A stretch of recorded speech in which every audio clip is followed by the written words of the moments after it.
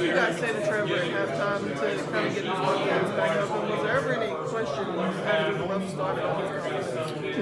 I think for us as coaches, we're around him every single day. We know what type of young man he is. We saw how he responded to the adversity up in North Carolina, and not a whole lot to say to him. He's going to be his toughest critic. He knows the mistakes that he made. Just play through it. Just try to grow and learn through the adversity. And that was really the message to him. And then it's our job as coaches to make sure that we can figure out some situations, to put him in some better situations, help him get into that rhythm. He's able to find a couple plays, and then his natural instincts take over. As a play caller, you're sitting up there and you see they're sitting back in those zones, and what are you doing, Trevor? Are you kind of up there saying that as you're seeing the ball be thrown there? Well, we're going to be aggressive, and we know that teams are going to sit back and play some coverage and challenge us to run the ball. So we got to do a good job of running the ball, and then we got to force the ball down the field, and just want him to be a little bit smarter in some situations. And obviously we don't know exactly what he saw until we get into the film room and we have that discussion. And biggest thing is just keep working, just keep getting better, keep improving, learn from your mistakes, and just try not to press. And that's not just Trevor, that's everybody.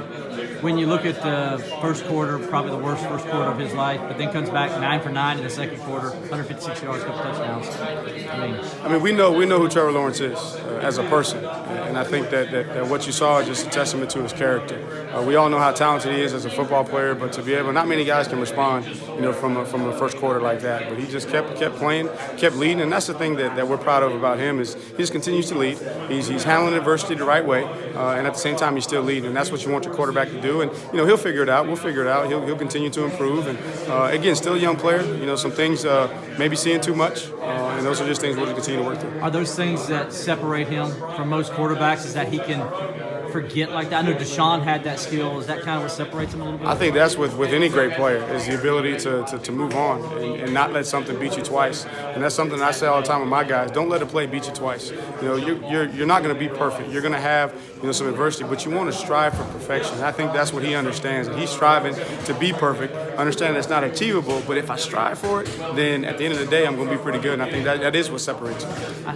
Travis has had back-to-back strong games. Is he kind of starting to hit his stride a little bit? It looks like it. Proud of him because up in North Carolina probably had his toughest day in pass protection and was really challenged over the open week, and he's come out the last 2 weeks and really has put it on the line. And I think that's great for him, and it's also great for those young backs to see what it looks like. And he had great leadership in Adam Choice last year, and this is a new frontier for him. And so being able to play at a high level and lead at a high level, that's a difficult challenge. Sometimes for him, he's more comfortable being in the background, where all he had to do was focus on playing at a high level. And so balancing that, managing that, but really proud of him. Just a hamstring strain or something like that? No, he could have came back in. He could have came back in, but we were in a situation where we didn't need him. And he's kind of banged up.